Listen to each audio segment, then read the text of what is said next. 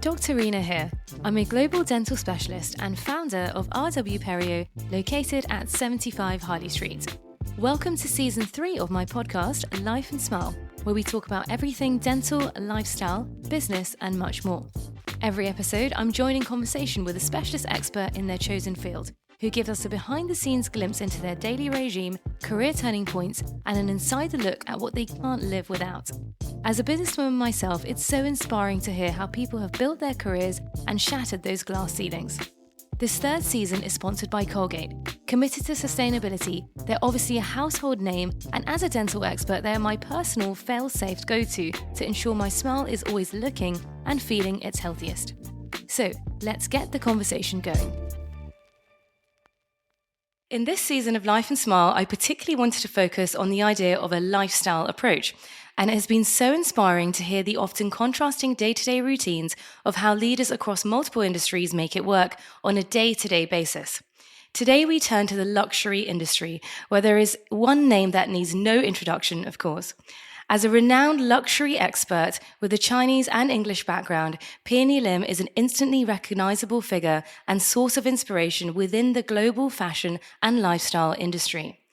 Describing herself on her Instagram to 102k dedicated followers and counting, as a mama of girls, she is now mainly located between London and Cornwall. And I'm so delighted that she has joined me here today at 75 Harley Street. So Peony, welcome to the podcast. Welcome to Life and Smile. Thanks so much for having me. So let's rewind back to the beginning. So you first studied fashion promotion at London University of Art and then graduated with a first-class degree in art history from the Court Talent Institute. And it was after being photographed by street style photographers outside your university in 2009 that everything began. And it wasn't long before you were featured in the Sunday Times, Style, Grazia, ASOS Magazine, Tatler, Lucky, Glamour, to name a few. So talk us through those early years of how it all started out and then how your career progressed from there. It's so funny because recently I've been having a clear out of my house and I found all the photographs from that era of kind of being a student and starting blogs. And it feels like a long time ago now, and I think after you've had children, you have a different view on your 20s. Sure. But it was a really amazing time for the industry in general. I think it was the first time that digital was a space that you could create on, really, that was potential for earning capacity, for career trajectory. That it was, a dawning of a new era, really. And I completely fell into it. I'd love to say that I had like some kind of foresight that this was going to be a thing, but I genuinely fell into it. I didn't read blogs, and most of the early bloggers read blogs. And so that's kind of how they started themselves, because they were fans. And I didn't. I think my identity growing up was always really style focused. And funny enough, I was thinking about it this morning because I although I was academically successful and creatively successful as a student, I don't think I ever felt that I was. Whereas the thing that I felt confidence in was my aesthetic and my taste. And that really dictated kind of what I projected out into the world. So embracing an industry where they praised me for that, and that was all they saw, I think that really allowed me to grow and show the best side of me and the most confident side of me, which I think is really important at the beginning of your career, that you back yourself. For sure. Because there's a big fake it before you make it element at the beginning of all careers. So I think that was kind of really important to the beginning for me. And I was really lucky that I was picked up by a series of photographers that at the time went on to be kind of the spokespeople for street style and that movement at the time. So people like Vanessa Jackman, Tommy Ton, Phil O, a lot of them still work today. They regularly took my picture, which meant that they signed to Vogue, and then I was in Vogue, and so that really was what propelled me. It was a whole movement together. And at that time, there were only maybe internationally 10 or 12 girls maximum who were creators and influencers and not editors that made it onto those pages and were recognizable internationally. Of course, today, you can't throw a Fendi without hitting a blogger. Absolutely, but it was a very different time then. Yeah. And I think really that dictated my career, was being kind of one of the first, and it being genuinely authentic to what I wore. And I always wore luxury. And we forget, but kind of 10, 15 years ago, grunge was still quite a thing. Yes. You know, that kind of dirty Shoreditch look was really still kind of prevalent and cool, and I didn't wear that. I wore and still wear quite classic clothing. Yeah. And I think I stood out. I remember reading reviews of my style in different magazines where they'd say, you know, she stands out in kind of a pool of grunge type thing, because I was very polished, and that was my teeth, my hair, my everything. It was everything. And I think that's probably still my aesthetic. So it was important to be true to myself, I think, in those early stages. Yeah, I mean, I love that. It's the fact that you've got to back yourself. And even though you academically did super well, this is what you felt was always your kind of, it felt right to do what you were doing. And then did it just sort of, how did it, go on from there? What happened next? So I think it was all quite timely. The kind of peak in my coverage coincided with me graduating, and I always knew I wanted to go into fashion, but I actually thought I wanted to go into retail and like buying maybe, or something like that, or styling. And blogging kind of fell into my lap, and some of the other photographers said, why don't you start your own blog? And that summer I did. And I had a contract with Revlon. Funnily enough, a beauty brand was my first contract in the first month of having that site, which at that time, to kind of be commercially viable from the beginning, was so unusual. And all of the contracts at that time came out of America, because the UK was really behind, as lots of countries were, with investing financially in the digital space. And so for, I would say, the first 3 years, all of my contracts came out of the States. Nice. How did it feel like? It must have been quite daunting doing something completely different, and you're one of the first people who are blogging, etc. I remember when I got, nothing like you, but I got a small dental blog. One of my mentors, when everyone started we blog on the dental industry, and no one was doing it initially, and I was one of the first people to do it, and I was like, what am I doing? And you often have haters thinking, like, what are you actually doing? How did it feel for you, like, at the beginning, like, doing something so true to you, but really unique in the world? I've been really lucky, I think, in that I've not ever experienced high levels of online criticism or trolling or any of that kind of negative side. I've always stood by, you put out is what you get back, and I don't criticize, and I choose, if I don't like something, I choose not to speak about it rather than to slate it. Yes. And I think that because it was professional from the beginning, I didn't over personalize things. Everything was about the creative rather than about me. So I think I was quite protected from that. But funnily enough, because the industry was so burgeoning, it was a lot more the social conversations, which maybe some of your listeners can relate to, where other people don't really get what you're doing, and they kind of think you've made the job up, and how is this financing? You'd get all the questions of, but how do you make money? How much money do you make? How many followers do you have? It was all very numerical and transactional, and you would never go up to an accountant and be like, what do you make in your first year? And yet, if you're in a new industry, people feel they have a right to that information and to you sharing it. Like you need to prove it to them in some way. And I think that was quite toughening up for me. It grew me up quickly to have to stand on my own and be like, no, this is going to be a thing. And I back myself, and it's going to happen. And but I would say, even for close family, it took maybe 4 or 5 years for them to fully be like, oh, actually what she's done is hard, and lots of girls can't do this, or lots of people in general can't break through that. So I think it did take time, though. Yeah, no, it makes sense. And you built what a amazing, successful career. If you were looking back and you're giving some advice to your younger self, or those who are embarking on that journey for their own now, obviously the landscape is completely different now, but what kind of pieces of advice would you give to them?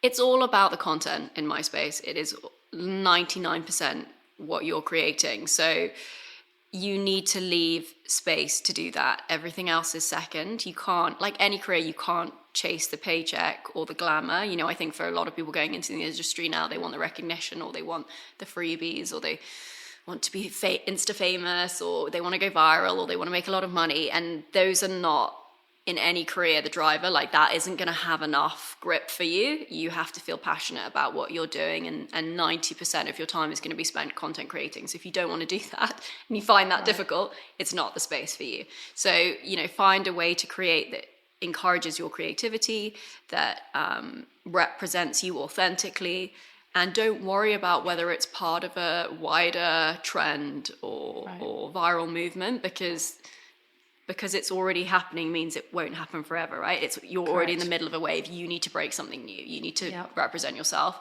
And you also need to find a niche now. The industry is so big, and the digital and social media space is so huge. You're not dropping into a small pond anymore. You're dropping into an enormous ocean. So you need to find an audience that speaks specifically to your interests.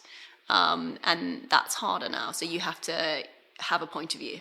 For sure. So being ahead of the wave, and knowing what's going on in the industry, which is constantly changing, I guess. So both, as you said, actually, both the commercial and editorial landscapes have dramatically changed over the past decade. And now there's this kind of demand for instant news accessibility, really fast-paced content. Everything's changing per second. In the time of your career, things have probably changed quite a lot. But what would you say has been your proudest moment to date? And are there any kind of life goals still on your agenda? Oh, gosh, that's so hard, isn't it? I think there are always new goals. I would love to I had a jewelry line, and I'd love to do more product lines, because I think to see a product through to fruition is so rewarding.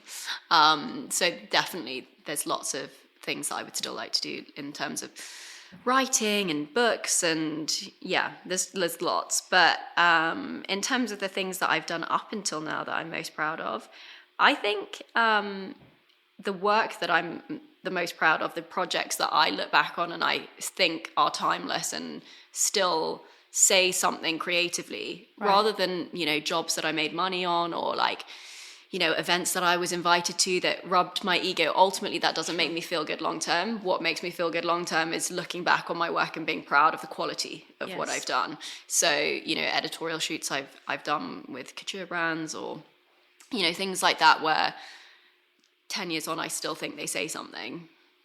Yeah, makes complete sense. So bringing now to your kind of day-to-day routine, as you said, you were involved in quite a lot of things. Firstly, what inspires you? And because obviously at the beginning, you were one of the first key people to do what you were doing, so unique. So then what did you use as inspiration then? And what do you use as inspiration now? Do you have like a mentor or someone in the industry that you turn to, or a book that you read, or what keeps you going? Because you're always so, it's inspiring watching, and you're clearly inspired with what you do. I think you cannot be self-employed and not have a kind of natural driver. You've got to be one of those people that's not, I'm not going to say workaholic because that's such a negative term, but you've got to be a super efficient person that doesn't need encouraging in work, right? Because you can't sit down in your home office and just start painting your nails. You'll never get anything done. I think I'm naturally very goal-driven and very organized. So I find the kind of regular day-to-day stuff of running a business fine, that comes naturally to me. I think the staying inspired and staying energized and making sure that you don't kind of get depleted by an industry that can take a lot from you, and I think has taken a lot from a lot of the girls that have been doing it as long as me, and myself included. I think that in order to do that requires a gap between what you see as yourself in your personal life and what you see as yourself professionally. Okay. And I think that's probably in most industries, that you go into your office and you have a different kind of version of yourself that's efficient in that space, and then there's a slightly different version of yourself at home that interacts in a non-commercial way. And I think for me that's been really important, to separate out the days that I spend with my children. I have 2 young kids, and to make sure that I prioritize that time and the relationship that I have with them while they're still, neither of them are at school yet, they're still little. So, to have that time and to literally have days of the week that are split up, it suits my personality better. And then to have working days where I can kind of fully immerse myself in work and be that version of myself, that helps me to be able to focus and achieve the things that I need to do. But I also have had a lot of therapy since having my second daughter.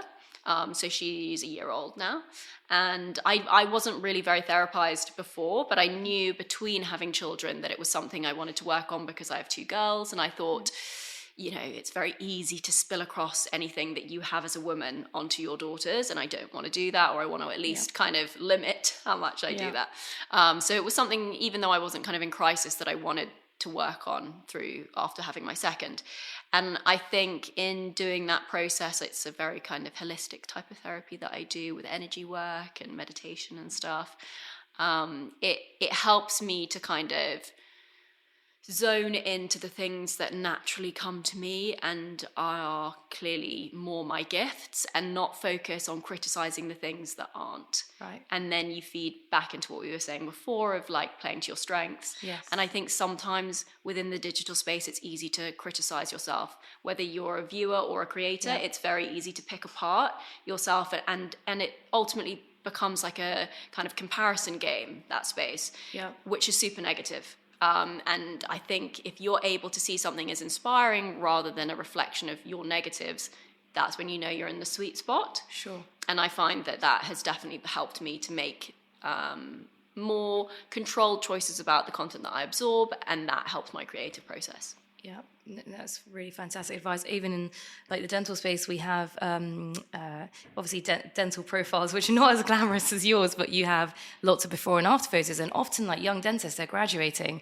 and they're just like, "Oh God, I'm not good enough. I can't produce these glamorous before and after cases." And I always say to them as well, like, use it as inspiration. Don't use it as comparison, as like a negative, because it can be. I mean, I know people who have quit dentistry because they think they're not good enough, and it can be. As you said, you have to be so careful with that space, and I love it. You're using it positively and picking things that help you grow rather than in a negative way. I think I use platforms now.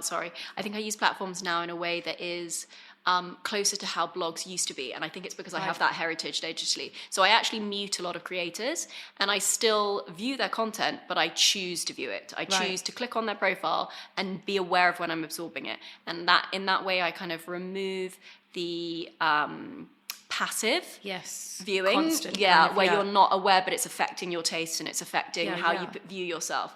And I think just taking that control back to how you are aware you're picking up a magazine, you know, we in our youth, you knew you were looking at it, right, and you could stop. Now it's just kind of blasted at you everywhere. So you know, the platforms give you the tools to do that. Don't feel guilty about controlling what you see when you see it. Like you're still going to look at it, you're still going to enjoy it, but on your terms. That's really clever. I love it. You're going onto their profiles when you want to rather than it coming to you. Love it. You mentioned about like your week. So you have certain dedicated days for family, certain work. How do you do that? Is it like set days during the week? Yeah, it's literally really I have structured. Like, 2 days that are fully children and family life, and 3 days that are fully working life.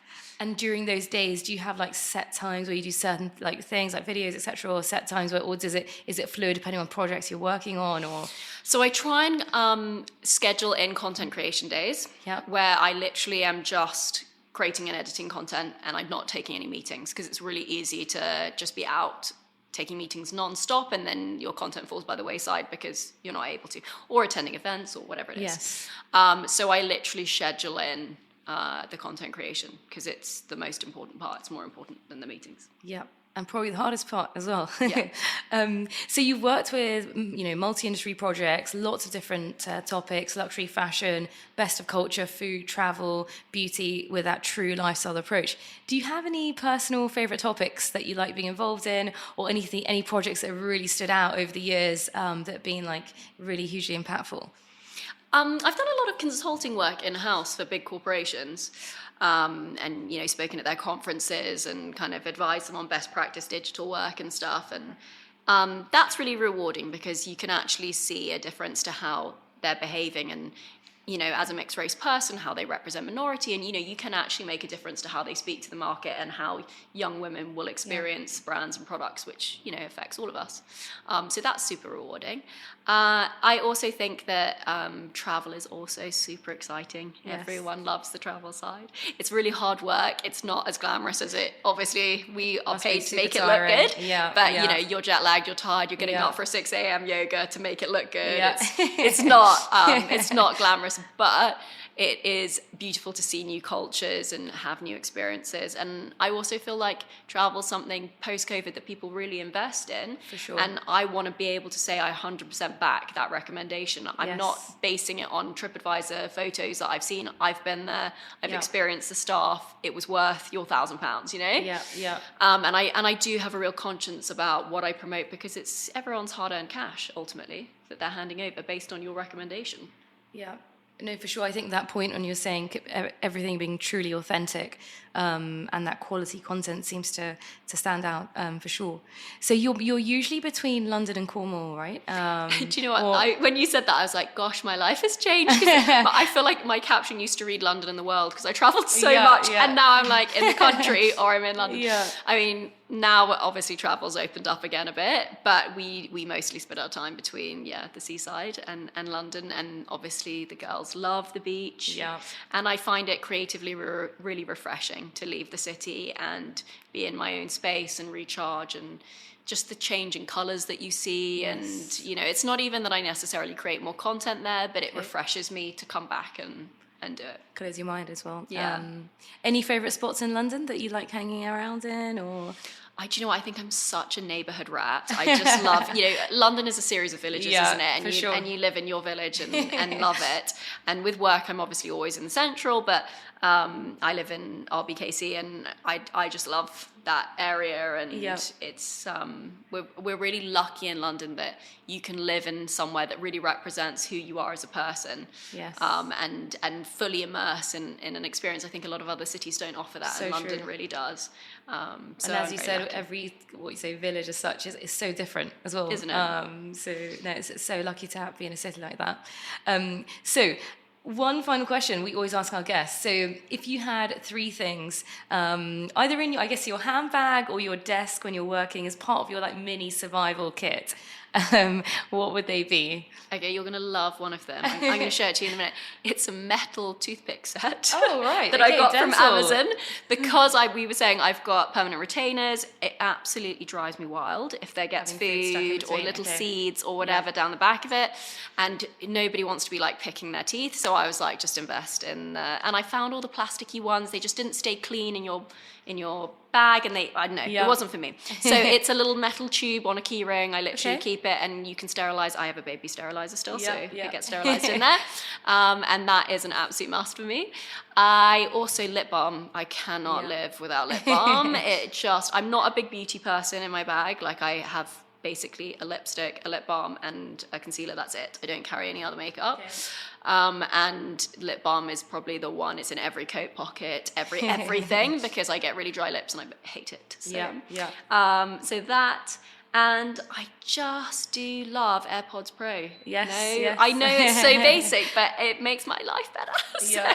I love them on the tube, shut the world out, listen to your podcast or your music.